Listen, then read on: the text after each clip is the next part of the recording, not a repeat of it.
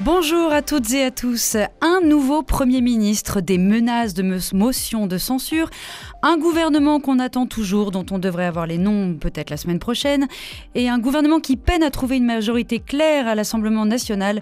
Les défis politiques sont nombreux, notamment en ce qui concerne le budget de l'État et la recomposition des alliances politiques. Pour ce rendez-vous fidélité, tour de table avec 3 députés, l'occasion d'avoir leur regard sur la situation politique actuelle et de se pencher sur leurs travaux en commission. Et en fin d'émission, comme chaque jeudi, nous accueillerons Tanguy Bertrand pour sa chronique « Les mots pour le dire ».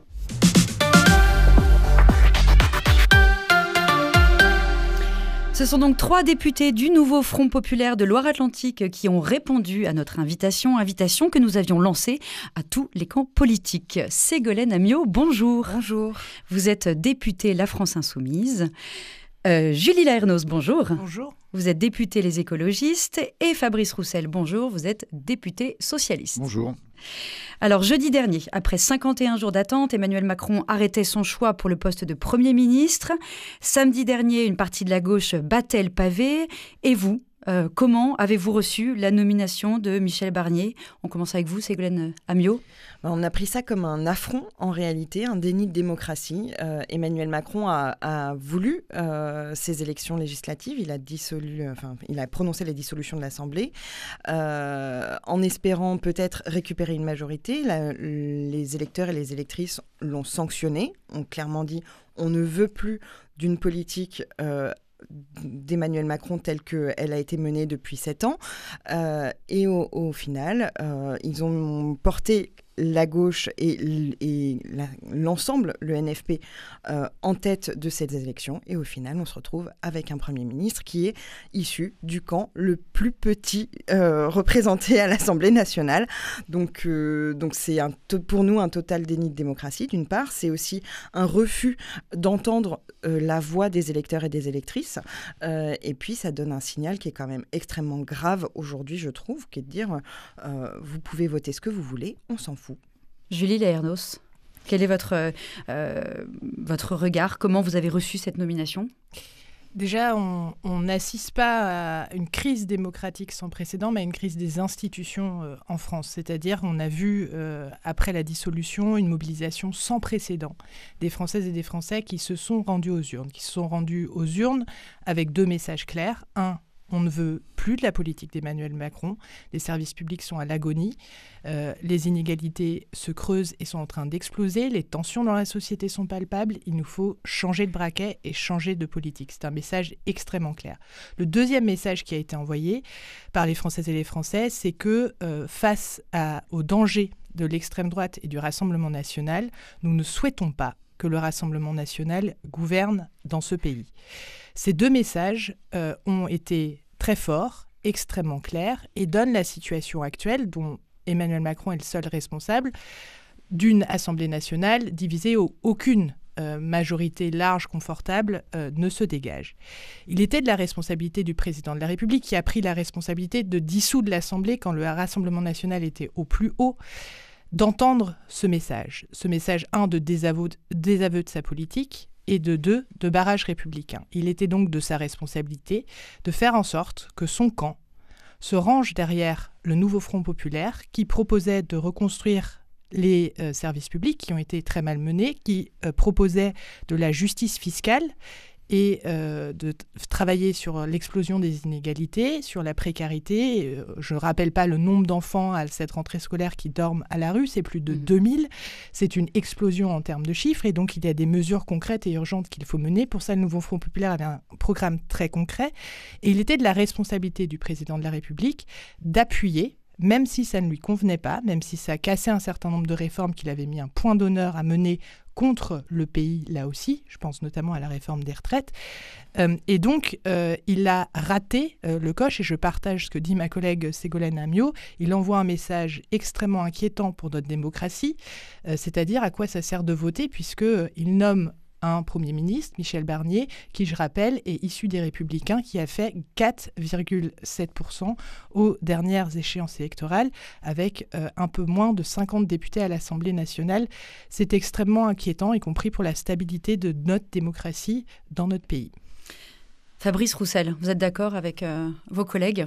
Oui, bien entendu, il y avait une logique institutionnelle à ce que Emmanuel Macron propose à Lucie Castet de devenir Premier ministre, de former un gouvernement. Ça s'est toujours passé comme ça. C'est le camp qui est arrivé en tête, à qui on propose cette fonction, d'autant plus qu'on avait fait ce travail, nous, de pouvoir proposer un nom commun au niveau du nouveau Front populaire. Mais je pense qu'on est dans un moment où Emmanuel Macron n'a pas voulu que la gauche exerce le pouvoir. Il a voulu garder la main, et dans ce sens-là, c'est bien un déni de démocratie, c'est bien un comportement qui ne respecte pas le vote des Français, parce que majoritairement, les Français ne voulaient plus de la politique d'Emmanuel Macron. Mais ce qu'il y a de plus grave dans ce moment-là, je trouve encore, c'est qu'on a été nombreux à voter pour Emmanuel Macron pour faire barrage au Rassemblement national en 2017 et en 2022. Et qu'est-ce qu'on a aujourd'hui? On a eu une politique publique qui a dégradé les services publics, a aggravé l'incohésion sociale qui existe dans notre pays et qui finalement a contribué à faire en sorte que le RN ait un score meilleur. Il a fait la dissolution. En faisant cette dissolution, il savait très bien que le Rassemblement national serait haut à l'Assemblée nationale le 7 juillet. Il ne pouvait pas croire qu'il y aurait un sursaut de son camp dans le climat que nous connaissions avec le résultat des européennes. Et maintenant, il met la France à la merci du Rassemblement national, puisque le gouvernement que doit constituer Michel Barnier sera finalement sous la coupe du Rassemblement national, avec des conditions que met déjà le Rassemblement national, qui mettent en cause là aussi la cohésion sociale et la solidarité de notre pays. On va revenir justement sur le Rassemblement national, mais d'abord, vous parliez donc de Lucie Castet. Beaucoup voulaient censurer Lucie Castet, là où en fait finalement Cazeneuve aurait pu rassembler. Est-ce que en voulant imposer absolument Lucie Castet, vous n'êtes pas passé un peu à côté de la mission que vous ont confiée vos électeurs ? Moi, je ne crois pas. Il y a eu ce travail collectif. D'ailleurs, Lucie Castet avait bien conscience de la composition de l'Assemblée nationale, puisqu'elle a dit très tôt qu'il fallait aller chercher des compromis, qu'il fallait aller chercher des majorités sur des textes, que le programme du Front populaire était une base de discussion. Oui, mais elle n'allait pas passer, puisque de toute façon, elle aurait été censurée. En tout cas, quand on n'a pas essayé, on ne sait pas. Voilà. Et donc, je pense que c'était cette logique institutionnelle. Et puis, pour revenir à Bernard Cazeneuve, on avait forcément des différences au sein du Nouveau Front populaire, y compris au sein de mon parti, le Parti socialiste. Mais là aussi, je crois qu'il ne faut pas se leurrer dans le moment qu'on a vécu. Je le répète, Emmanuel Macron ne voulait pas de la gauche. Bernard Cazeneuve, on ne connaissait pas forcément son programme, il n'est pas venu voir le Nouveau Front populaire. Le PS et le Nouveau Front populaire ne sont pas non plus allés le voir.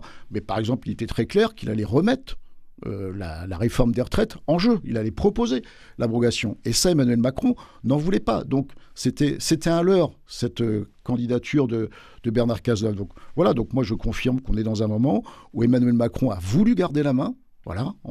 Parce qu'aujourd'hui, il mène une politique de droite. Donc, il est certainement très content d'avoir un Premier ministre républicain. Et ça, forcément, ce n'est pas ce que les Français attendaient. Vous parliez du Rassemblement national. Emmanuel Macron dément toute implication dans la nomination de Michel Barnier. Vous dites que le RN, aujourd'hui, tire les ficelles du jeu ?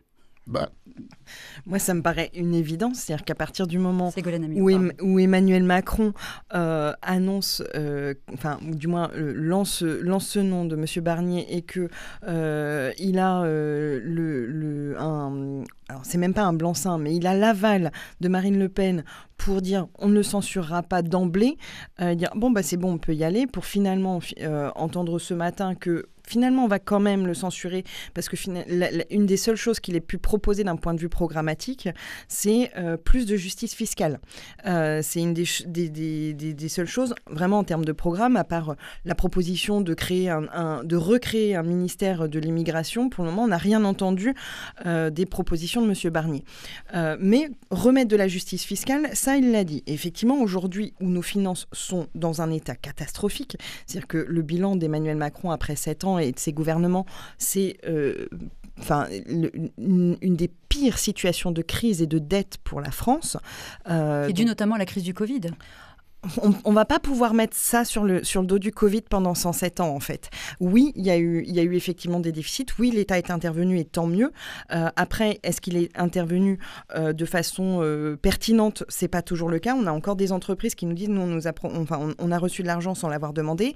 Donc, il y a vraiment une question à se poser. Mais c'est surtout, à force de réduire les dépenses à tout bout de champ, à force d'augmenter, au contraire, les cadeaux fiscaux, à force de réduire les recettes surtout, c'est-à-dire de réduire les impôts de tous et surtout de ceux qui peuvent le plus participer, c'est-à-dire les plus grosses entreprises, ceux qui ont des actionnaires, ceux qui distribuent des dividendes. Donc là où il y a de l'argent, tout simplement, on a fait des cadeaux pendant des années. Et là, aujourd'hui, on se rend compte que les caisses sont vides. On demande à nos services publics de faire toujours plus d'efforts et même, on a pu le voir là au cours des 2 dernières années, de dire ok, on va vous aider sur tel et tel point. On a entendu que vous aviez des difficultés. On va pouvoir, par exemple, je pense aux oubliés du Ségur à qui on a promis de pouvoir finalement avoir cette prime Ségur après le Covid et qu'on se rend compte que l'État n'a pas mis au bout. C'est-à-dire qu'ils leur ont promis que oui, ils allaient rattraper les choses et finalement, ils n'ont pas mis l'argent. Donc aujourd'hui, on a des collectivités locales, on a des départements qui ne sont pas en capacité de répondre à cette promesse, qui n'ont pas les financements pour pouvoir répondre. Et on laisse l'État faire, continuer. Et donc, venir dire aujourd'hui que le Rassemblement national vient de nous dire aujourd'hui, on censurera le gouvernement Barnier s'il augmente les impôts. Alors déjà, c'est de quels impôts on parle, mais c'est surtout, ça vient dire, finalement, laissez-nous appliquer notre ligne, appliquer notre politique, sinon on censurera. Et là, je pense qu'il y a un problème et je pense qu'Emmanuel Macron a fait une erreur politique en allant s'allier littéralement avec non seulement LR qui ce parti s'était allié lui-même avec le Rassemblement national, d'une part, mais aussi en attendant l'aval de Marine Le Pen. Alors, on reviendra sur le budget, qui est un des points les plus importants. Il devrait y avoir une motion de censure votée par la gauche que vous représentez. Vous, Julia Ernauss, vous voterez la censure ? Bien évidemment, ça ne fait aucun doute. Je pense qu'il y a un point qui est extrêmement important, c'est que à la précédente mandature, les 2 ans qui viennent de s'écouler, Emmanuel Macron n'avait pas de majorité non plus à l'Assemblée nationale. Et il avait une majorité dite relative avec le groupe des Républicains. On en a vu les fruits sur les politiques qu'ils ont menées. Ils ont notamment proposé un projet de loi honteux sur l'immigration, tellement honteux qu'il s'est fait censurer, il le savait, retoqué par le Conseil constitutionnel sur des choses qui étaient même contraires à notre humanité, mais aussi à notre Constitution, fort heureusement. Dans la situation politique dans laquelle Emmanuel Macron s'est placé, il a rabougri, puisqu'ils ont reperdu une centaine de députés sur le camp centriste, et puis le Rassemblement national a augmenté. Donc le bloc LR plus Emmanuel Macron est très loin des 289 députés requis pour avoir une majorité. Et donc, il s'est assuré, pour soi-disant assurer une stabilité dans le pays, de la non-censure du Rassemblement national, avec un certain nombre de conditions, puisqu'on a bien vu que Xavier Bertrand, ça n'est pas ma tasse de thé, surtout pas en matière d'écologie, ni de solidarité, mais lui avait été extrêmement clair sur le front républicain. Le Rassemblement national n'en a pas voulu et donc ils ont trouvé un dénominateur commun, Michel Barnier, qui lui n'a jamais dit qu'il fallait faire front républicain contre le Rassemblement national.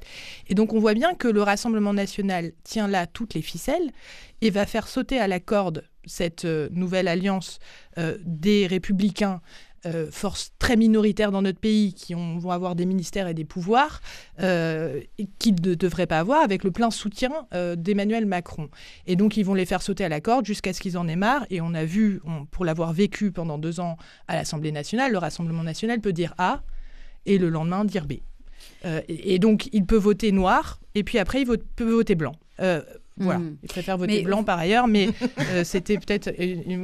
Mais on voit bien la complexité. Et donc, pour nous, il n'y a aucun doute. Il y a un problème démocratique. On l'a dit, le NFP a la majorité des députés. On n'est pas majoritaire tout seul, mais on a le plus grand nombre de députés à nous seuls. Et donc, Emmanuel Macron et le bloc centriste avaient un choix très clair. C'était de respecter la démocratie, et même si ça ne leur plaisait pas, de travailler avec nous pour faire passer un certain nombre de réformes essentielles, parce qu'il me semble que chacun voit la casse des services publics et le résultat aujourd'hui de l'augmentation de la précarité. On peut parler de la précarité étudiante, des enfants à la rue, des salaires de 1 Français sur 10 qui n'arrive pas, qui renoncent à se soigner faute de moyens, à 2 Français sur 10 qui l'année dernière n'ont pas réussi à honorer leurs factures, etc. Ou à 4 Français sur 10 qui disent ne pas manger exactement ce qu'ils veulent faute de moyens là aussi.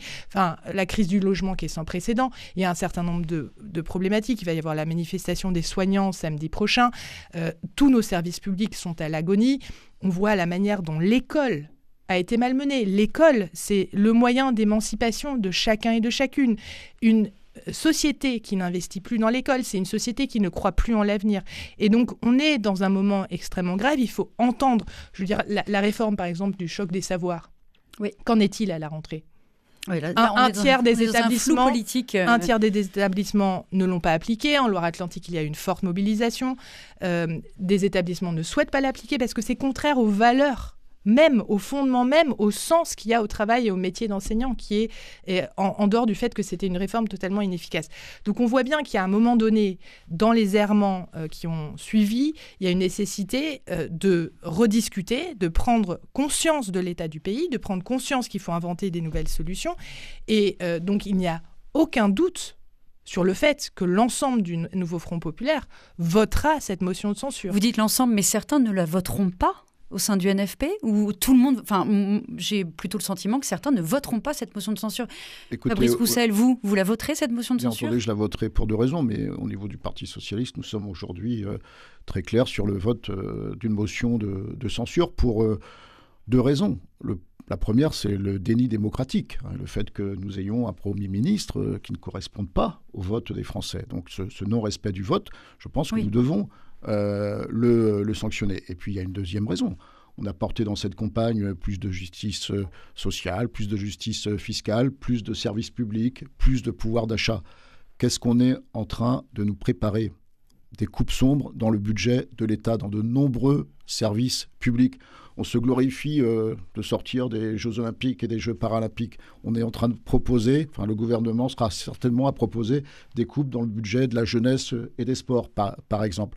On est en train certainement de nous préparer, évidemment, des décisions sur l'immigration qui vont plaire au Rassemblement national pour éviter la censure. Et on est certainement en train de nous préparer une hausse de la TVA, d'où je pense la réaction du Rassemblement national ce matin. Une réaction qu'ils ont donnée ce matin, oui. Et donc, là aussi, on va continuer dans une injustice fiscale. Donc, voilà, dans les éléments que nous avons aujourd'hui, la politique qui est en train d'être préparée par Michel Barnier, vous comprendrez qu'elle ne nous convient pas, et donc c'est pour ça que nous souhaitons la censurer. Ça paraît logique quand on vous entend, mais pour finalement renverser ce gouvernement, il faut pour que la motion de censure soit effective, il faut obligatoirement les voix du RN.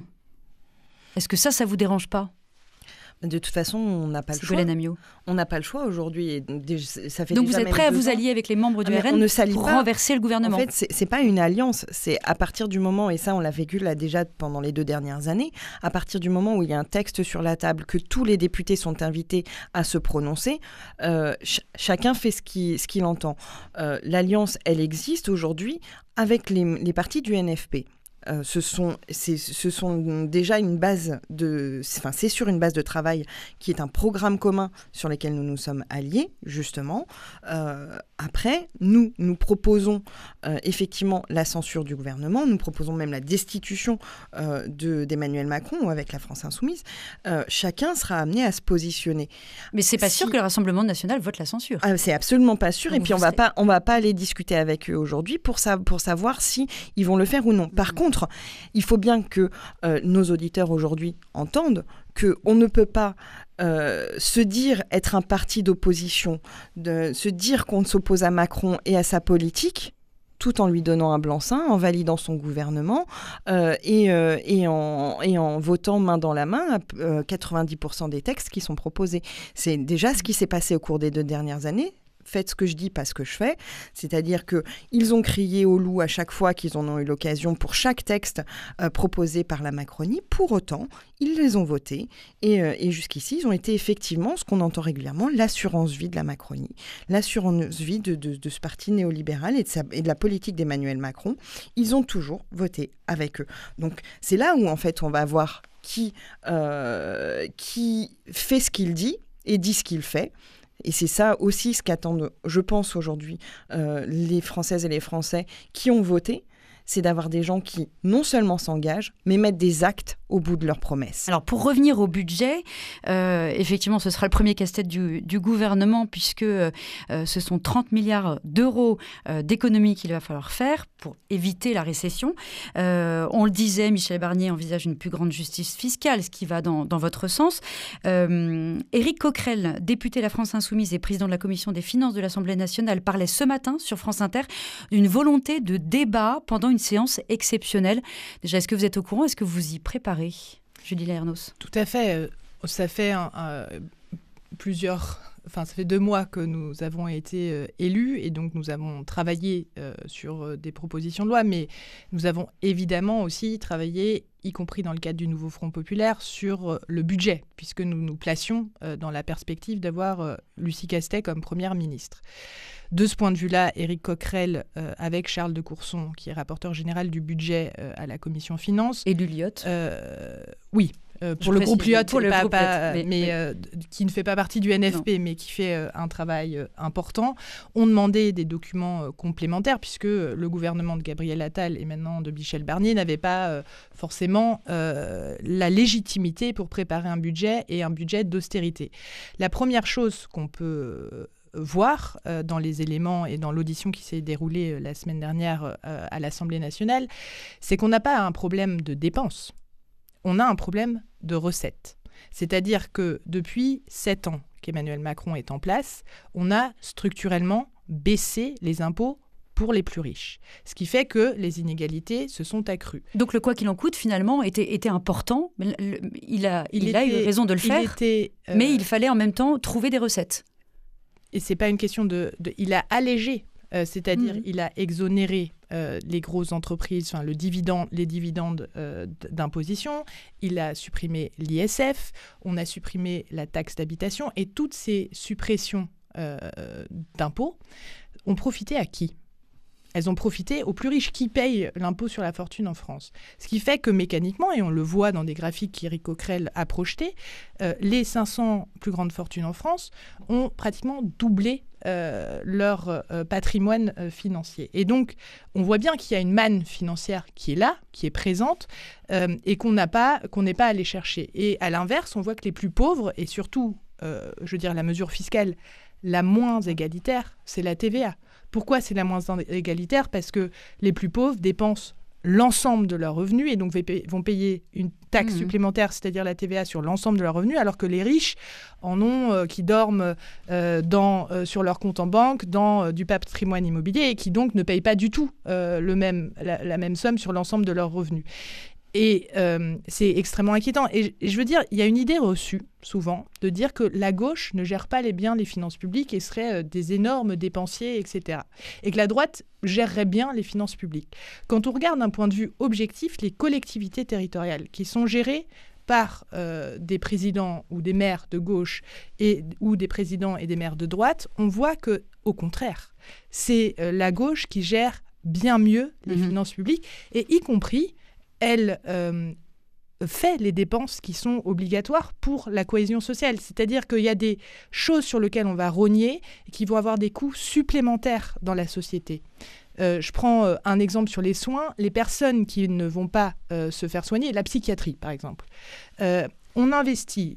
La Loire-Atlantique est d'ailleurs un département sous-doté, mais il y a plein de territoires où on manque... 23 lits viennent d'être fermés à Blain. Tout à fait. Donc ça accroît la pression et la crise sur Nantes, parce qu'on prenait déjà des patients du Mans, de Saint-Nazaire, etc. Ça fait des troubles, du désordre, des personnes qui ne sont pas soignées, qui sont soignées qu'en temps de crise. Donc ça fait des dépenses supplémentaires et ça ne résout rien. Oui, donc vous dites, on ne revient pas aux origines des problèmes, on essaie de... En rognant bêtement sur un certain nombre de dépenses publiques, on en crée beaucoup plus en réalité et on crée du désordre en plus dans la société. Et la grande oubliée du débat actuel, c'est l'écologie. On y reviendra justement. Dans quelques instants, ce sera le temps des dossiers de rentrée. Quels projets portent nos députés dans leur commission? On y revient. Juste avant, ce sera l'instant F. Mais tout de suite, un petit peu de musique avec Michel Berger et ça balance pas mal à Paris. Je suis née ici, pas à Memphis, je suis de Paris, pas de Paris. j'ai jamais connu Cab Calloway, J'ai jamais rien produit sur Broadway, je connais pas si, pas Albany. je suis pas Yankee, T'es un titi, moi je suis pas pour les cocoricots, mais y a aussi les mauvais dans l'Ohio. Ça balance pas mal à Paris, ça balance pas mal. Ça balance pas mal à Paris, ça balance aussi. Ça balance pas mal à Paris, ça balance pas mal.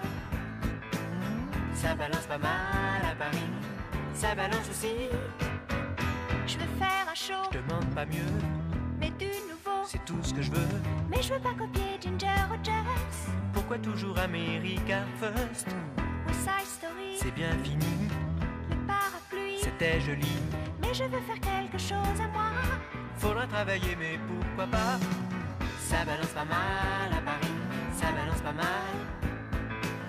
Ça balance pas mal à Paris, ça balance aussi. Ça balance pas mal à Paris, ça balance pas mal. Ça balance pas mal à Paris, ça balance aussi. Les claquettes c'est plus de notre époque.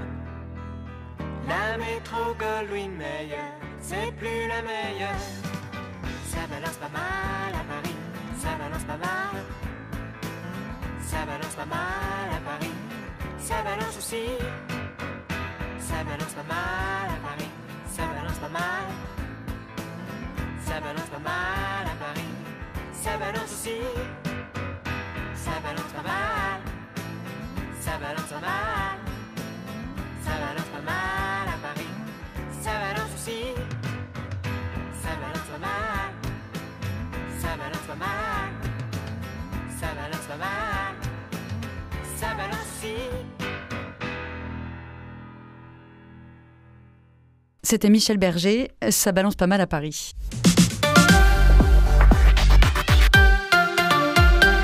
Une des promesses de ce rendez-vous, c'est de permettre aux auditeurs de Radio Fidélité et Radio Grand Ciel de mieux connaître nos invités.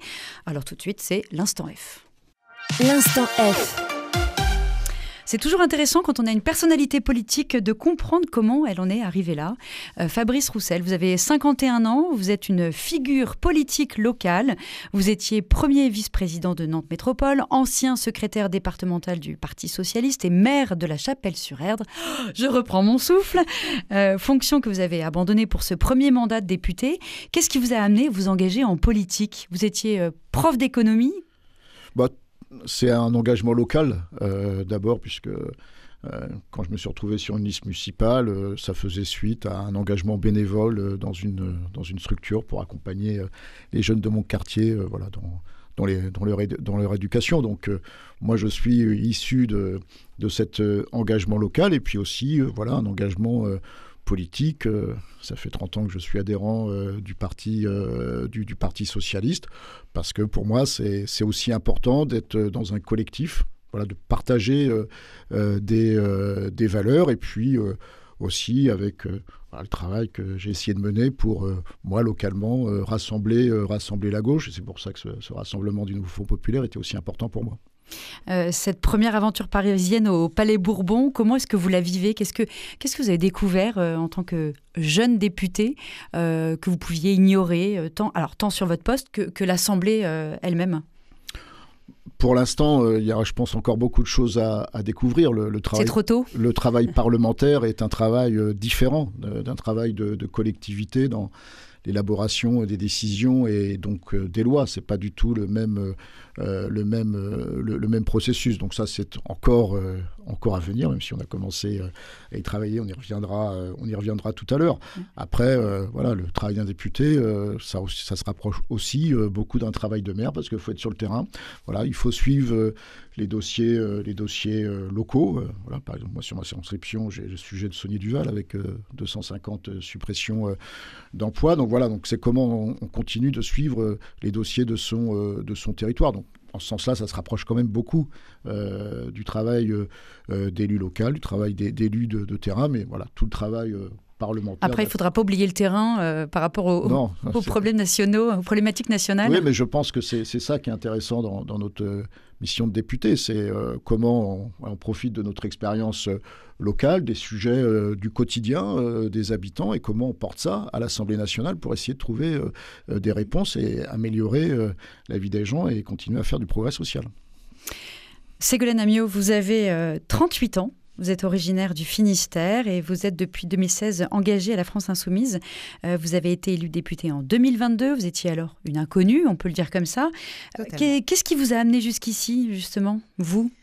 Moi, mon engagement, il est parti aussi, comme Fabrice, d'un engagement associatif, puisque je me suis engagée auprès du centre LGBT à Nantes il y a un peu plus de 20 ans, non, presque 20 ans, et puis ensuite d'un engagement syndical dans mon entreprise. Et en fait, c'est cet engagement syndical qui s'est heurté à l'époque à la casse du Code du travail. Lorsque les premières lois Macron et El Khomri sont sorties, on a cassé le Code du travail, je me suis retrouvée démunie en fait à pouvoir aider mes collègues en tant que syndicaliste. Je perdais des outils pour accompagner mes collègues. Et à ce moment-là, j'avais plus qu'une idée en tête, c'était de dire il faut changer les lois. Donc je me suis rapprochée effectivement de la France Insoumise qui portait un programme qui me plaisait énormément et qui portait la candidature d'une femme incroyable qui était infirmière dans un centre socio-culturel, enfin voilà, quelqu'un du terrain, quelqu'un qui me ressemblait, et je trouvais ça important justement vis-à-vis de ces politiques qui sortaient et que je trouvais très déconnectées de notre vie, de notre quotidien, d'avoir des gens qui nous ressemblent, qui soient vraiment connectés au terrain pour nous représenter. Donc voilà comment je me suis engagée politiquement et puis ensuite, à force de travail, de proposer ma candidature. Alors j'ai entendu dire que vous aviez fait des études d'ostéopathie. C'est vrai. J'ai fait 5 ans d'études d'ostéopathie que je n'ai pas réussi. Je n'ai pas mon diplôme, faute à beaucoup de choses et beaucoup de choses qui ont des raisons politiques. Par exemple, le fait que ce soit des études privées très chères. Que je n'avais pas de soutien familial pour pouvoir payer ces études, est lié aussi au fait que je suis dyslexique et que c'est un handicap quand on veut faire des études longues, des études qui nécessitent de bachoter, comme on dit, et que c'est pas forcément très bien pris en compte, notamment dans les structures privées, mais dans le public pas beaucoup non plus. Mais votre passé vous guide aussi dans les mesures à prendre aujourd'hui ? Évidemment, en fait, mon passé, c'est aussi qui je suis, ce que je suis. L'avantage, j'ai quand même fait 5 ans d'études qui m'ont appris énormément de choses sur le fonctionnement de la santé, sur le corps humain, sur des choses qui vont pouvoir me servir de toute façon. Exactement. Qui vont de toute façon pouvoir me servir tout au long de mon expérience de députée, mais dans d'autres domaines aussi. Je suis intimement convaincue que même sans diplôme, même si je n'ai pas pu exercer cette profession, je n'ai pas perdu mon temps, j'ai beaucoup appris et que forcément, ça va me servir d'une manière ou d'une autre. Julie Laernos, vous avez 42 ans, vous êtes née aux Pays-Bas et vous êtes diplômée de l'Institut d'études politiques de Paris. Vous avez débuté votre carrière politique en 2006 avec Europe Écologie Les Verts. En 2014, vous êtes élue à la mairie de Nantes. 18 ans de carrière politique. Vous n'avez pas eu envie de faire autre chose ou d'élargir votre champ de vision ? J'ai eu envie de faire plein d'autres choses et à plein de moments, et je n'avais pas du tout anticipé de faire quoi que ce soit, et surtout pas une carrière politique. Parce que Même en faisant des études politiques? Non, il faut... moi, je suis née aux Pays-Bas, j'ai fait ma scolarité, j'ai un bac néerlandais, et donc je suis sur les conseils d'un prof que j'avais en licence aux Pays-Bas, venu faire un master. Il m'a dit, tu parles français, puisque ma mère est française, va donc faire des études en France. C'est marrant, parce que les Français ne lisent pas trop les autres auteurs des autres pays, et donc c'est particulièrement intéressant d'aller étudier les sciences politiques en France. C'est ce que j'ai fait. J'ai été très déçue de Sciences Po Paris. Pourquoi ? Parce que on forme une élite. D'ailleurs, on nous passe un film sur tous les grands journalistes, les grands hommes et femmes politiques qui sont passés par cet institut-là.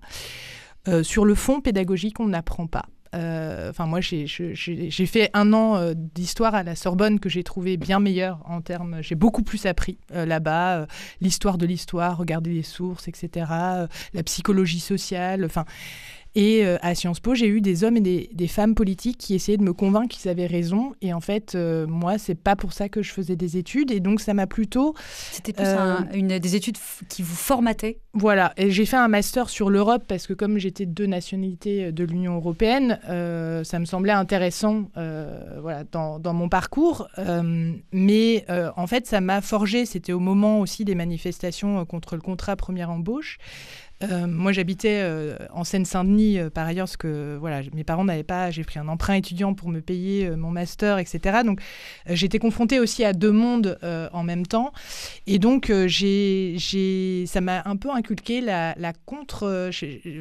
en tout cas, j'ai eu très envie d'interroger le système à Sciences Po Paris. Donc, j'étais déléguée de classe pour dénoncer un certain nombre de choses. Donc, ça m'a plutôt inculqué à avoir une pensée qui soit très différente. Et ça m'a fait très peur sur le système français qui fait qu'effectivement, quand vous avez un master à Sciences Po Paris, toutes les portes sont ouvertes. Et on a donc une élite qui est dans l'entre-soi et qui, pour l'avenir du pays, c'était déjà ma réflexion en 2005 quand j'étais à Paris, fait de l'entre-soi et ne laisse pas de place et n'a aucun intérêt à changer quoi que ce soit, puisque le système fonctionne bien. On se sert les uns les autres. Moi, j'ai refusé qu'on donne mon numéro de téléphone ou mon adresse ensuite à mes camarades de classe, parce que je n'avais rien partagé réellement avec elles et eux.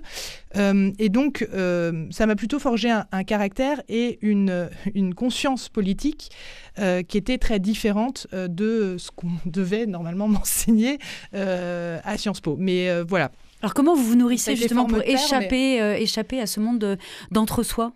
Je veux dire, les postes que j'ai occupés, j'ai trouvé, notamment quand j'étais chef de cabinet à Montreuil, j'ai vu l'énorme précarité, la très grande différence entre le bas et le haut Montreuil, celle qui était reliée au métro et celle qui ne l'était pas, des personnes qui n'avaient pas l'eau courante chez eux ou de la terre battue. Enfin, j'ai vu des personnes en très grande précarité. J'ai géré aussi j'étais juste arrivée en poste, j'avais 25 ans, un camp de Rome qui a brûlé, il fallait gérer avec les ambassades, qu'est-ce qu'on fait avec de l'eau, etc. Enfin, des choses très concrètes et très pratiques où la politique, en réalité, elle peut changer quelque chose. Et c'est aussi pour ça que quand j'ai voulu clore, donc j'ai pas réussi à le clore, mon parcours politique par avoir un mandat moi-même, j'ai choisi le mandat local parce que je trouve que le mandat local et municipal est un mandat où on voit les parties prenantes, les associations, les habitants, etc. Et on peut monter des projets, on peut changer réellement un certain nombre de choses. Et donc, je suis assez fière de ce que j'ai pu aussi mener à la ville de Nantes et à la métropole, puisque parallèlement, j'avais aussi une conscience et une peur folle quand j'étais petite déjà du réchauffement climatique, de la dégradation de la biodiversité. Moi, c'est Severn Suzuki au sommet de la Terre de Rio qui a à peu près le même âge que moi et ça m'interpelle et je ne comprends pas pourquoi le monde des adultes, le monde des élites, ceux qui décident, n'agissent pas par rapport à ça. Et ça crée des inégalités partout dans le monde. On en voit, on n'en parle plus du tout, mais ça crée aussi et vous pensez qu'avec la politique, ça marchera mieux qu'avec un engagement associatif, par exemple ? Je pense que tous les engagements se valent. Et je pense qu'il n'y en a pas un qui est supérieur aux autres. Et je me suis dit que si la politique est réservée à celles et ceux que j'ai vus sur les bancs de Sciences Po... Alors ça ne bougera pas. Alors ça ne bougera pas. Merci beaucoup d'avoir répondu à ces questions. Tanguy Bertrand sera avec nous dans quelques instants pour sa chronique Les mots pour le dire. Avant cela, quel projet chacun de nos députés va-t-il porter dans sa commission ? On en parle tout de suite. Nous sommes pour ce rendez-vous fidélité avec, je le rappelle, 3 députés du Nouveau Front Populaire, Ségolène Amiot pour la France Insoumise, Julie Laernos pour les écologistes et Fabrice Roussel pour le Parti Socialiste. Alors vous êtes tous les 3 membres de différentes commissions à l'Assemblée nationale. Pour nos auditeurs de Radio Fidélité et Radio Grand Ciel qui ne sont peut-être pas familiers avec ces travaux, vous allez nous expliquer quels sont les dossiers sur lesquels vous travaillez actuellement et comment vous les articulez avec les attentes de vos électeurs en Loire-Atlantique. Avant cela, à quoi ressemble le quotidien d'un ou d'une députée, Julie Laernos? Les électeurs disent souvent qu'ils se sentent éloignés des décisions prises à Paris. Comment on gère son temps entre le terrain et le national? C'est compliqué et c'est complexe. Ça reste une complexité, y compris qu'on a un mini bout de vie personnel qu'on essaye de maintenir aussi. Sinon, on est complètement déconnecté, je pense, de la réalité. Mais je pense qu'on passe beaucoup de temps à Paris. Dans les commissions. Après, ça dépend dans différents groupes. Donc, concrètement, la vie d'un député, c'est le mardi matin, tous les groupes ont une réunion de groupe. Ensuite, on a les questions d'actualité au gouvernement. Et puis, on a la session qui commence. Le mercredi matin, on a tous des réunions de commission. Ça dépend dans quelle commission on siège. Et ensuite, on a des travaux. Moi, j'ai participé, par exemple, sur le premier mandat à une commission d'enquête. C'était des auditions. Je pense que c'était une vingtaine d'heures par semaine en plus du travail sur l'énergie. J'ai fait une mission d'information sur la rénovation. Pareil, c'était des auditions de l'ensemble du secteur. Ça a duré un peu plus de 7 mois.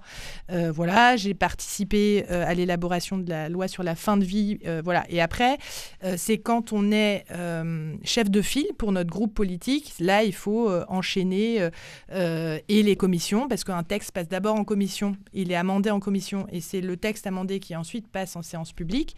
Et puis après, il y a tous les textes globaux sur lesquels on n'est pas forcément chef de file, mais par exemple, quand on parle de la réforme des retraites, ça a été une mobilisation de plusieurs semaines, tous les jours, tous les soirs, toutes les nuits à l'Assemblée nationale. Et donc, parfois, on est assez déréglé. Et puis, moi, j'avais quand même l'avantage d'être élu local. Donc, j'avais déjà un pied avec les maires de ma circonscription notamment. Mais il y a des dossiers extrêmement brûlants. J'ai parlé de la psychiatrie, mais je veux aussi parler du réaménagement de Nantes-Atlantique avec les nuisances sonores, l'annulation de l'appel d'offres. Donc, en fait, c'est des dossiers aussi très concrets qui arrivent, mais ça peut aussi être sur la non-application de la loi Ségur dans un EHPAD, dans une commune, etc., etc. Et puis, pour faire le lien, parce que c'est un reproche qu'on entend, j'ai tenu aussi à faire des réunions thématisées sur un certain nombre de thèmes. Par exemple, la dernière que j'avais faite à Nantes-Sud avant la dissolution, c'était sur le droit des femmes, l'inscription du consentement dans la loi avec ma collègue Marie-Charlotte Garin, mais Anne Bouillon aussi, avocate au barreau de Nantes spécialisée sur ces questions, et Dominique Rimbourg, qui était mon prédécesseur de gauche sur la circonscription et aussi président de la commission des lois. Et en fait, ça rend aussi plus concret et plus palpable ce qu'on fait et ce qu'on fabrique dans la loi, ce qu'on est en train de construire pour les habitantes et les habitants. Et je l'ai fait sur notamment les polluants éternels. On avait notre niche là-dessus. J'ai fait couper des cheveux à des habitants pour voir comment ils étaient contaminés. J'ai fait une restitution. J'ai expliqué le combat qu'on menait, ce qui rend plus audible et qu'on comprenne aussi, que chacun comprend, parce que moi non plus, je ne savais pas comment réellement ça se passait à l'Assemblée nationale avant d'être projeté dedans. Donc voilà, c'est, je pense, une mission qu'on a qui est absolument essentielle. Et d'arriver à faire le grand écart entre le national et le local en permanence, finalement. C'est pas un grand écart, parce qu'en fait, les problématiques qu'on voit au national, elles se répercutent. Elles se répercutent, mais il y a aussi des choses qu'on veut changer et qui viennent du local et qu'on peut porter. Et on est investi quelque part, en étant élu, de porter cette parole là et de faire en sorte, Ségolène parlait des bureaux de poste, en fait, en commission des affaires économiques, on interroge le PDG de la Poste au niveau national, et je confirme qu'il n'est pas dans un état d'esprit de réouverture de bureaux de poste et d'arrêter cette politique libérale de fermeture une à une d'un service public qui est quand même essentiel pour bon nombre de concitoyens, et donc c'est aussi notre mission d'aller gratter, d'interroger, d'auditionner, de contrôler aussi l'application des lois, qui est une mission qui prend aussi beaucoup. Oui. Ségolène Amiot, vous faites partie de la commission des affaires sociales. Les défis sociaux aujourd'hui sont très, très nombreux, on en a parlé tout à l'heure. En cette rentrée, moi je pense tout particulièrement aux étudiants nantais, mais comme de nombreux étudiants en France, qui peinent à se loger et parfois à se nourrir. Quels sont les leviers d'action dont vous disposez justement ?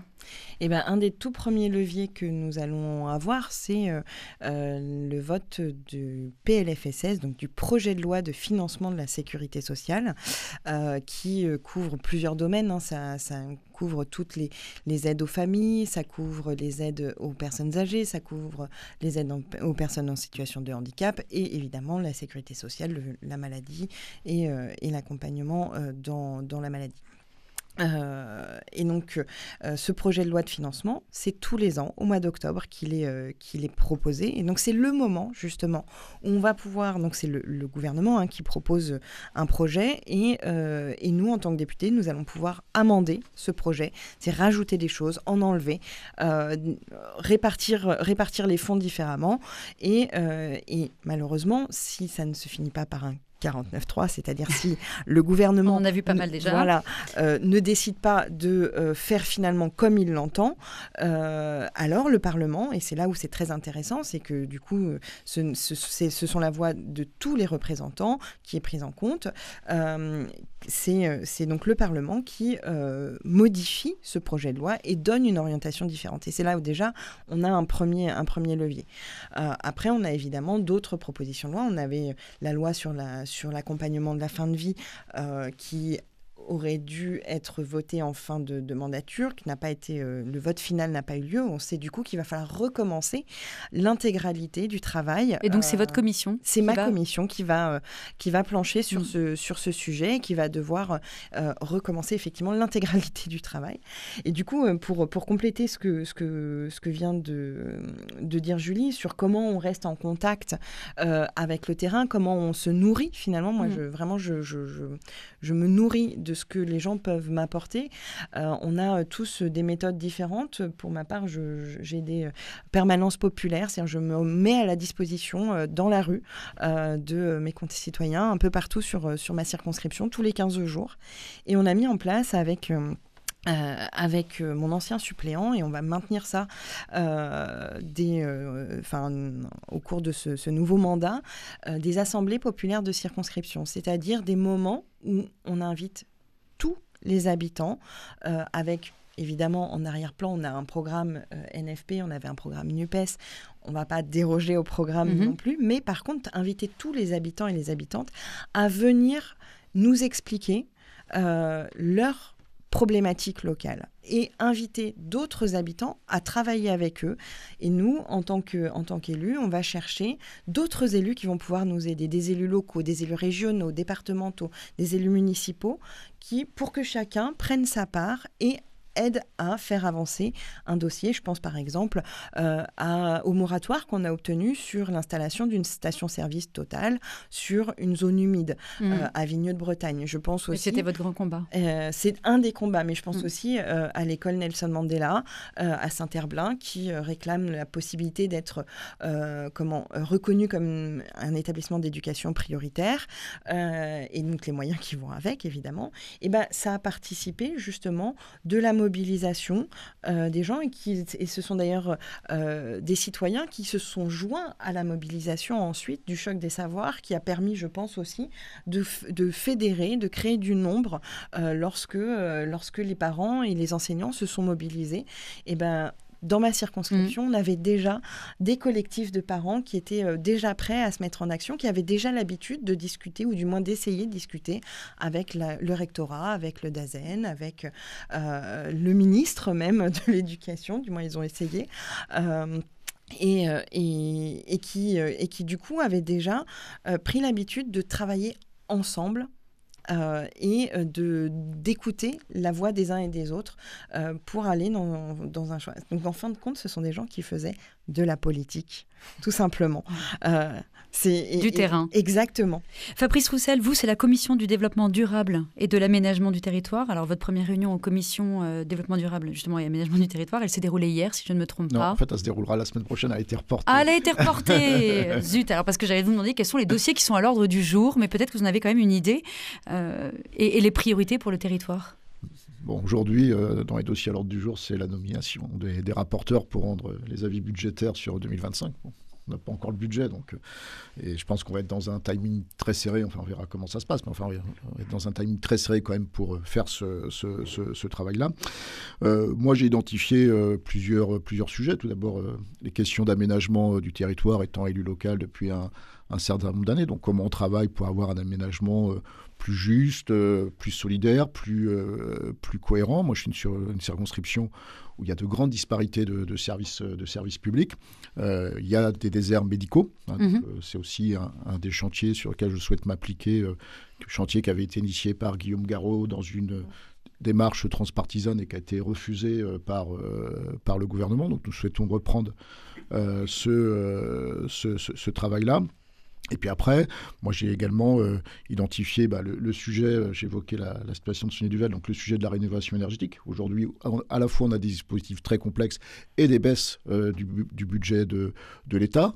Donc comment on soutient une filière, comment on simplifie les démarches, c'est essentiel pour l'avenir. Il ne faut pas refaire sur les pompes à chaleur ce qu'on a fait notamment sur les panneaux solaires.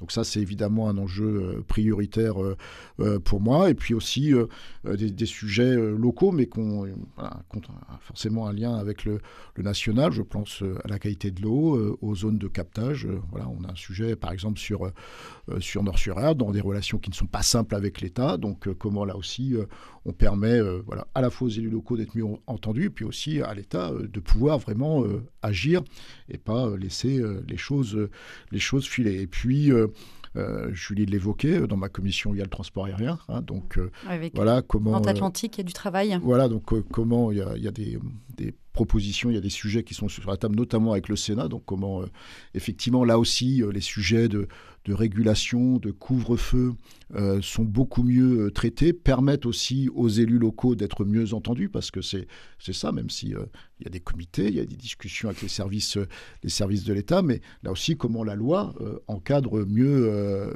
cela. Donc là aussi, ça fera partie certainement de mes travaux. Et puis pour finir, un petit sujet local. Voilà, vous savez, je suis attaché à l'accès aux rives de l'Erdre, donc c'est un dossier qui avait été beaucoup travaillé par mon prédécesseur socialiste Michel Ménard, qui a été laissé à l'abandon pendant cette année avec le mandat de Sarah El-Haïry et de Luc Gesmar. Donc je souhaite aussi reprendre ce travail, là aussi, pour mieux clarifier les choses et faire tout simplement en sorte que la loi puisse être respectée. La transition, elle est faite quand même, Julie Darrenos, parce que vous êtes à la Commission des affaires économiques, mais vous venez de proposer une loi sur l'énergie et le climat. Quel est l'objectif poursuivi par ce nouveau texte ? Les sujets énergie-climat se traitent à la Commission des affaires économiques et c'est la raison pour laquelle j'ai souhaité à nouveau siéger à cet endroit-là. Tout simplement parce que sur le climat, non seulement Macron n'a rien fait, mais pire, a opéré des pires reculs, que ce soit sur la biodiversité ou sur le climat, qu'on ne pensait même pas imaginables.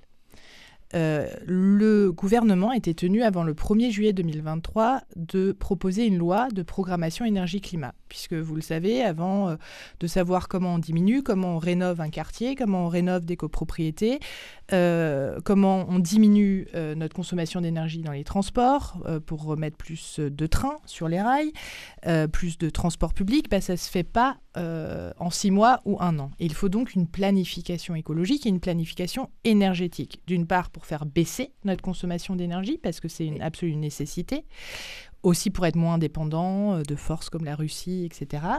De l'autre côté, il faut faire monter en puissance notre production énergétique qui ne produit pas de CO2. Et qu'on soit pour ou contre le nucléaire, on ne pourra pas, et Flamanville en est un des exemples, mais faire de nouvelles centrales nucléaires avant 2040. Or, l'impératif écologique se passe à 2030. Il faut faire baisser nos émissions de gaz à effet de serre à cet horizon-là. 2030, c'est dans pas très longtemps. Et donc, on a urgemment besoin d'une loi de programmation, que ça soit inscrit dans la loi, nos objectifs en termes de réduction de consommation, mais aussi de production, et notamment en matière d'énergie renouvelable, qui est le seul recours réel aujourd'hui d'ici 2030. Pourquoi il faut l'inscrire dans la loi ? D'une part, c'était une obligation réglementaire, mais aussi parce que quand vous discutez avec la filière des énergies renouvelables, Fabrice parlait de Sonia Duval à juste titre sur, par exemple, la rénovation. On a créé une bulle sur la rénovation, sur les pompes à chaleur. Le gouvernement, à travers MaPrimeRénov', a subventionné des monogestes et juste des changements de chauffage, sans regarder l'enveloppe globale des bâtiments. Donc, des fois, il y a des pompes à chaleur qui ont été installées dans des logements qui ne sont pas du tout adéquates. Et donc, ça fait en sorte qu'aujourd'hui, des entreprises, concrètement des entreprises, des filières industrielles dans les territoires, voient des stop and go. Et donc, ça crée de la casse, ça ne construit rien. C'est pareil sur General Electric, sur l'éolien. Enfin, en tout cas, il y a Systovi. Je suis obligée de vous couper parce qu'on va devoir passer à la chronique de Tanguy Bertrand. En fait, une loi de programmation énergie-climat, c'est une absolue nécessité. Et donc, c'est dans ce sens-là que j'ai déposé cette proposition de loi qui est en accord avec les objectifs que la France et l'État français doivent prendre. Et il est absolument essentiel de l'inscrire dans la loi. Merci beaucoup pour ce panorama que nous aurons sûrement l'occasion de détailler cette année. Comme chaque jeudi, nous retrouvons Tanguy Bertrand qui définit un mot ou une expression en lien avec notre thématique. Bonjour Tanguy. Bonjour Tiffaine, bonjour à tous. Alors vous nous avez concocté quelle expression aujourd'hui ? Alors, rassurez-vous, pas de chien rompu aujourd'hui. C'était la semaine dernière. Voilà, tout à fait. Votre thème du jour m'a donné envie de parler du temps. Alors, vous comprendrez tout à l'heure pourquoi. Pas le temps au plan météorologique, j'allais dire bien sûr, ça aurait pu être celui-là, mais le temps qui s'en va, comme le dit Ronsard, ou celui qui suspend son vol. Ça, c'est Lamartine. Ah, bravo. Bravo, Tiffaine. Alors, le temps qui passe, qu'on ne peut ni arrêter ni même ralentir, c'est vrai que la notion de temps est particulièrement importante pour nous, les humains. Et aussi pour tout ce qui constitue notre univers. C'est d'ailleurs probablement pour cette raison qu'on trouve un grand nombre d'expressions liées au temps. Et je suppose que vous nous avez trouvé une bien ancienne, comme d'habitude, et bien incompréhensible comme celle dont vous avez le secret. Moquez-vous, Tiffaine, moquez-vous. Ancienne, oui, mais aussi pleine de poésie, et surtout qui nous renvoie à ce que vient de vivre notre pays depuis les dernières élections. Eh bien, voyons cela. Pousser le temps à l'épaule.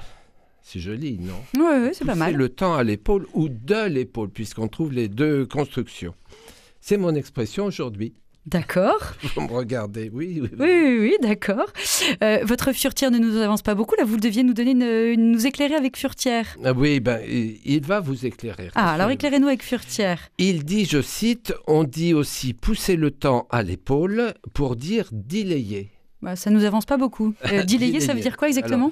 Alors, d'abord, il ne faut pas confondre dilayer et délayer. Dilayer, D-I-L-A-Y-E-R, signifiait autrefois différer. Autrefois, c'est-à-dire ? Alors, le mot apparaît au XVe siècle. Dilayer donnera par la suite le déverbal délai. Ça, on connaît.